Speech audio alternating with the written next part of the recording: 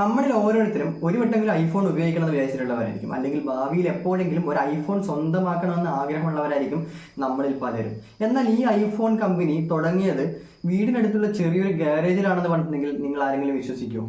എന്നാൽ വിശ്വസിച്ചേ പറ്റുള്ളൂ. ആപ്പിളിന്റെ തുടക്കം ഒരു ചെറിയ ഗാരേജിലാണ്, അതായത് കാലിഫോർണിയയിലെ ഒരു ചെറിയ ഗാരേജിൽ വെച്ചിട്ടാണ് ഐഫോണിന്റെ തുടക്കം എന്ന് പറയുന്നത്. ആപ്പിളിനെ കുറിച്ച് കൂടുതൽ കാര്യങ്ങൾ അറിയാനും ആപ്പിളിന്റെ ഹിസ്റ്ററി എന്താണെന്ന് മനസ്സിലാക്കാനും എൻ്റെ ഈ വീഡിയോ മുഴുവൻ കണ്ടാൽ നിങ്ങൾക്ക് സാധിക്കുന്നതായിരിക്കും. അപ്പോൾ എൻ്റെ വീഡിയോ സ്കിപ്പ് ചെയ്യാതെ കാണുക. അതുപോലെ തന്നെ വീഡിയോ ഇഷ്ടപ്പെടുകയാണെങ്കിൽ സബ്സ്ക്രൈബ് ചെയ്യാനും കമന്റ് ചെയ്യാനും മറക്കരുത്. ഏപ്രിൽ 1, 1976 സ്റ്റീവ് ജോസും സ്റ്റീവ് വോസ്നിയാക്ക് എന്നീ രണ്ട് വ്യക്തികൾ ചേർന്നിട്ടാണ് കാലിഫോർണിയയിലെ ഒരു ഗ്യാരേജിൽ ആപ്പിളിന്റെ തുടക്കം കുറിക്കുന്നത്. തന്റെ 17ാമത്തെ വയസ്സിൽ സ്റ്റീവ് ജോസ് വിദ്യാഭ്യാസം നിർത്തുകയും, അതായത് സ്കൂൾ വിദ്യാഭ്യാസം നിർത്തുകയും അതിനുശേഷം 1.5 വർഷത്തോളം അദ്ദേഹം പല പല കോഴ്സുകൾ പഠിക്കുകയും ചെയ്തു. അതായത് തന്റെ അഭിരുചി എന്താണ്, അല്ലെങ്കിൽ താൻ എന്താണ് പഠിക്കേണ്ടതെന്ന് അറിയാത്തത് കൊണ്ട് തന്നെ സ്റ്റീവ് ജോസ് ഒരുപാട് കോഴ്സുകൾ ആ കാലയളവിൽ ചെയ്തിട്ടുണ്ട്.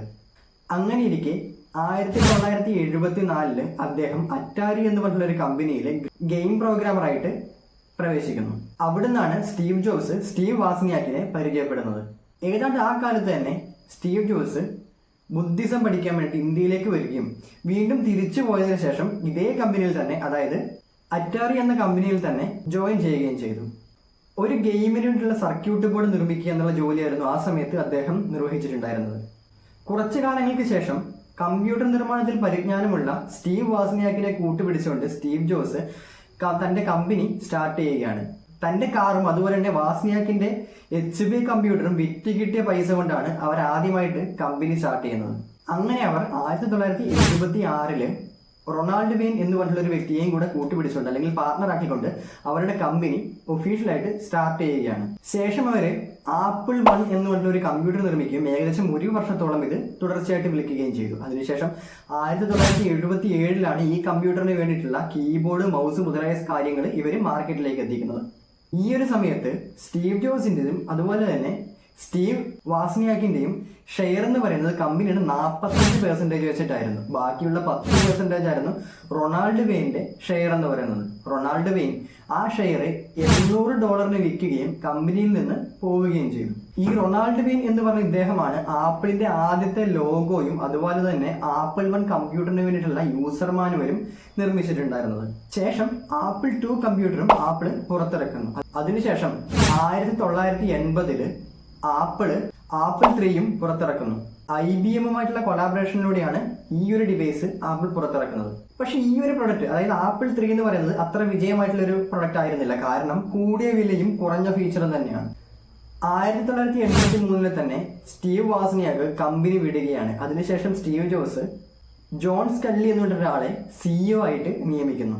ശേഷം 1984 മാക്കിൻടോഷ് 128K എന്ന് പറഞ്ഞൊരു ഡിവൈസ് ആപ്പിൾ പുറത്തിറക്കുന്നു. ഈ ഒരു ഡിവൈസ് ആദ്യകാലത്ത് വമ്പൻ വിജയം കൈവരിച്ചെങ്കിലും പിന്നീട് അതിന്റെ പെർഫോമൻസും അതുപോലെ തന്നെ പ്രൈസും കമ്പയർ ചെയ്ത് നോക്കുമ്പോൾ പലരും ഇത് വാങ്ങാണ്ടാവുകയും അതൊരു നഷ്ടത്തിലേക്ക്, അല്ലെങ്കിൽ ആ ഒരു ഡിവൈസിന് വേണ്ടത്ര പ്രചാരം കിട്ടാതെ പോവുകയും ചെയ്തു.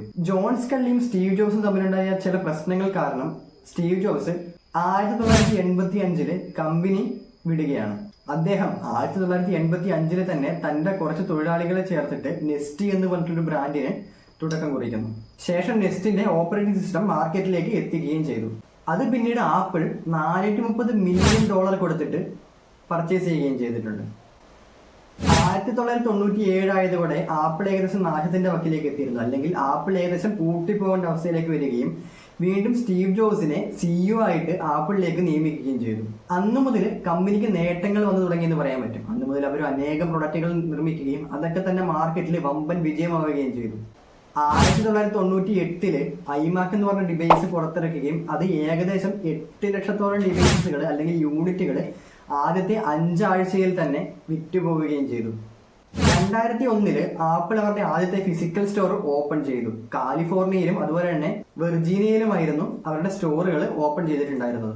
അതിനുശേഷമാണ് സ്റ്റീവ് ജോസ് മാക്കോയസ് X ലോഞ്ച് ചെയ്യുന്നത്. അതേ തുടർന്ന് തന്നെ ഐപാഡും സ്റ്റീവ് ജോസ് മാർക്കറ്റ് ചെയ്യുന്നു.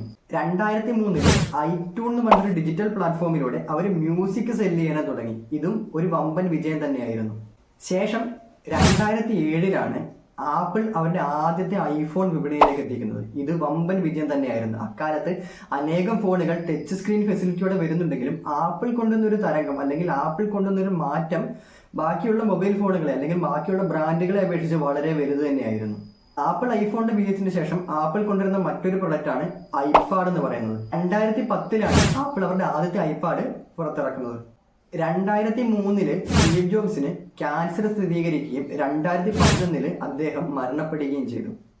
ഈ ഒരു സമയത്ത് ആപ്പിളിന്റെ കാലം കഴിഞ്ഞു, അല്ലെങ്കിൽ ഇനി ആപ്പിളിന് മുന്നോട്ടൊരു യാത്ര ഇല്ല എന്നായിരുന്നു എല്ലാവരും കരുതിയിരുന്നത്.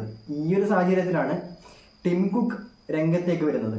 അദ്ദേഹം ആപ്പിളിനെ ഏറ്റെടുക്കുകയും 2009 മുതൽ ആപ്പിളിൽ വർക്ക് ചെയ്തുകൊണ്ടിരുന്ന ഒരു എംപ്ലോയി ആയിരുന്നു ടിം കുക്ക് എന്ന് പറയുന്നത്. അദ്ദേഹം ആപ്പിളിനെ ഏറ്റെടുക്കുകയും ഒട്ടനേകം വ്യത്യാസങ്ങൾ വരുത്തുകയും ഒരുപാട് മോഡൽ ഫോണുകളും മറ്റു ഡിവൈസുകളും പുറത്തിറക്കുകയും ചെയ്തു. 2011 അദ്ദേഹം പുറത്തിറക്കിയ സിറിയെ കുറിച്ച് അറിയാത്തവരായിട്ട് ആരും തന്നെ ഉണ്ടാകത്തില്ല. അതുപോലെ തന്നെ 2015 ആപ്പിൾ പുറത്തിറക്കിയ ആപ്പിൾ വാച്ചിനും ആരാധകർ ഏറെയാണ്.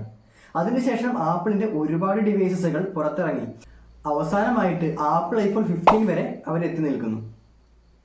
ഈ ഒരു യാത്ര അന്വേഷിച്ച് നോക്കുമ്പോൾ എനിക്ക് തോന്നുന്നത്, ഇത് ചിലപ്പോൾ എൻ്റെ മാത്രം തോന്നലായിരിക്കാം, പണ്ട് നോക്കിയക്കുണ്ടായിരുന്ന അതേ പ്രചാരമാണ് ഇന്ന് ആപ്പിളിന് കിട്ടിക്കൊണ്ടിരിക്കുന്നത്. അതായത് കൂടുതൽ പേരും ഉപയോഗിക്കാൻ താല്പര്യപ്പെടുന്നതും മാർക്കറ്റിൽ നല്ല രീതിയിൽ വിറ്റ് പോകുന്നതുമായിട്ടുള്ള ഒരു ബ്രാൻഡായിരുന്നു പണ്ട് നോക്കിയും അതുപോലെ തന്നെ ഇപ്പോൾ ഐഫോണും. നോക്കിയക്ക് വന്ന ഒരു വീഴ്ച എന്ന് പറയുന്നത് അവര് മാറ്റങ്ങളെ അംഗീകരിക്കാൻ തയ്യാറായില്ല എന്നുള്ളതാണ്. അതുപോലെ തന്നെയാണ് ഇന്ന് ഐഫോണിന്റെ കാര്യം എനിക്ക് തോന്നുന്നത്. പല പല മൊബൈൽ ബ്രാൻഡുകളും പല പല ഇന്നോവേഷൻസും അവരുടെ ബ്രാൻഡുകളിൽ അല്ലെങ്കിൽ മൊബൈൽ ഫോണുകളിൽ കൊണ്ടുവരുമ്പോൾ ആപ്പിൾ ഇന്നും ആ ഒരു സെയിം പാറ്റേൺ തുടർന്നുകൊണ്ട് തന്നെയാണ് മൊബൈൽ ഫോണുകൾ നിർമ്മിക്കുന്നത്. അതുകൊണ്ട് തന്നെ ഈ ഒരു യാത്ര എവിടെ വരെ പോകുമെന്ന് നമ്മൾ കണ്ടറിയേണ്ടത് തന്നെയാണ്. എന്നിരുന്നാലും ഇന്നത്തെ ഒരു കണക്കുകൾ നോക്കുമ്പോൾ അല്ലെങ്കിൽ ഇപ്പോഴത്തെ ഒരു ട്രെൻഡ് വെച്ച് നോക്കുമ്പോൾ ആപ്പിൾ തന്നെയാണ് മുൻനിരയിൽ നിൽക്കുന്നത്. അപ്പോൾ എൻ്റെ ഈ വീഡിയോ കാണുന്നതിൽ ആപ്പിൾ ലവേഴ്സ് ഉണ്ടെങ്കിൽ അവരൊന്ന് കമന്റ് ചെയ്യുക. അതുപോലെ തന്നെ ആപ്പിൾ ഇഷ്ടപ്പെടാത്തവരുണ്ടെങ്കിൽ അതിനുള്ള കാരണം കൂടെ ഒന്ന് കമന്റ് ചെയ്യുക. അതുപോലെ ഇത്തരത്തിലുള്ള വീഡിയോകൾ നിങ്ങൾക്ക് വീണ്ടും വീണ്ടും ലഭിക്കാൻ വേണ്ടിയിട്ട് എൻ്റെ ചാനൽ സബ്സ്ക്രൈബ് ചെയ്യുക. അതുപോലെ തന്നെ ബെല്ലൈക്കനും കൂടെ അമർത്തിയിട്ടുണ്ടെങ്കിൽ നോട്ടിഫിക്കേഷൻ നിങ്ങൾക്ക് ലഭിക്കുന്നതായിരിക്കും.